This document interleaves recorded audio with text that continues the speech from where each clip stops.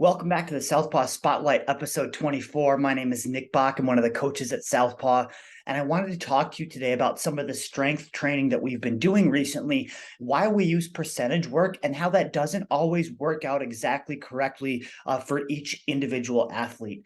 So there are some benefits to it.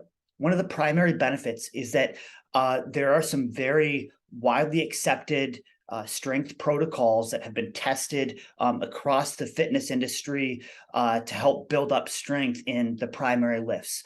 In our case, we use the back squat, deadlift, strict press, and bench press. You can use some of these percentages as well in the Olympic lifts, and they're generally able to translate well into other areas. So right now we're following a Wendler 5-3-1 program. You take 90% of your established 1 rep max, and then you perform a set number of reps at 70, 80, and 90% of that, the final one being a max set of repetitions.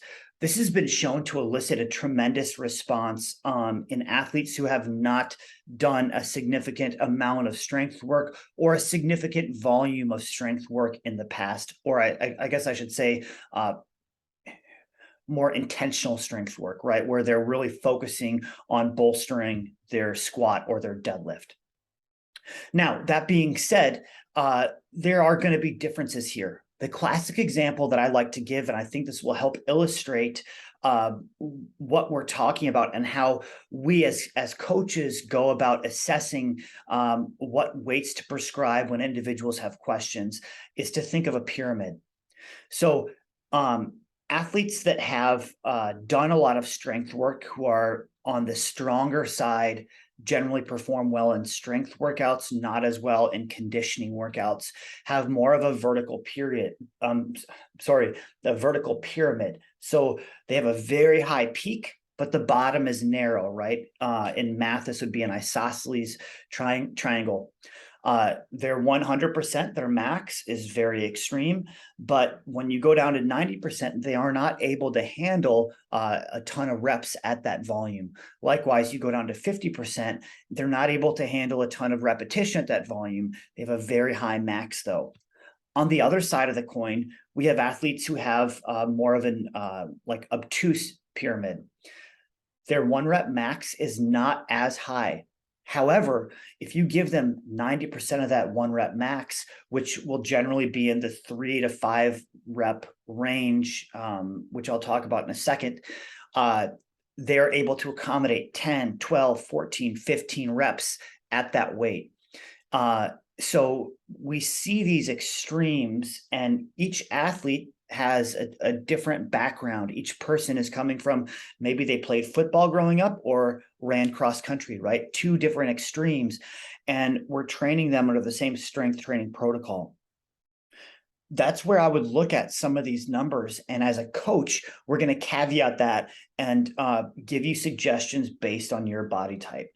What's great about something like the Wendler 5-3-1 program is that when we get to that final set, where it's going to be a certain percentage of your 1 rep max, and we're going to do as many repetitions as possible, is that every athlete is going to respond to that, because it's not based on body type, anything like that. You're going to do as many repetitions as you can there. And what we've seen is that across the board with this, people see tremendous progress.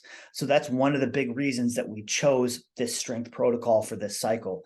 Now, there are other great ones out there, and we're going to be utilizing those in future strength cycles, but it's worth seeing one of these through to the end rather than just randomly squatting once a week. Now, there's nothing wrong with that, and there's usually intention behind it. But if you really want to focus in on it, it does help to have one of these protocols in there. So what I'd encourage you to do is think about where you might fall on that spectrum. Do you tend to prefer or excel in the more strength-based workouts, or the strength portions? We call them the build at Southpaw. Or do you tend to lean more towards the cardiovascular portions, the more metcons, the move portions, as we call them?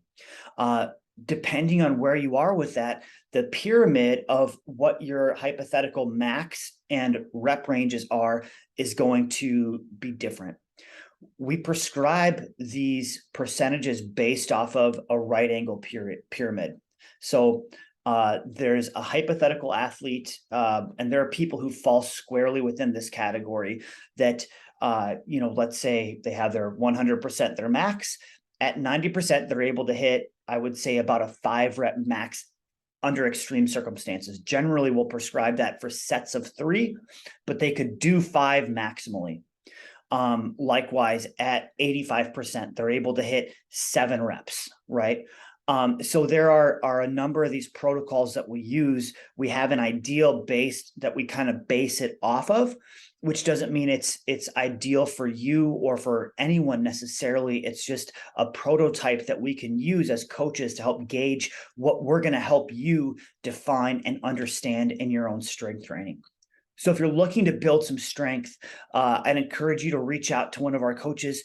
Just connect, have a talk, and we're happy to explain a little bit more about this. But I hope this helps you understand where you are with your strength and how that may evolve as you go through, as your 1-rep max improves, as you get more experience in weightlifting. That pyramid is going to shift. So thanks for listening, guys. Have a great day.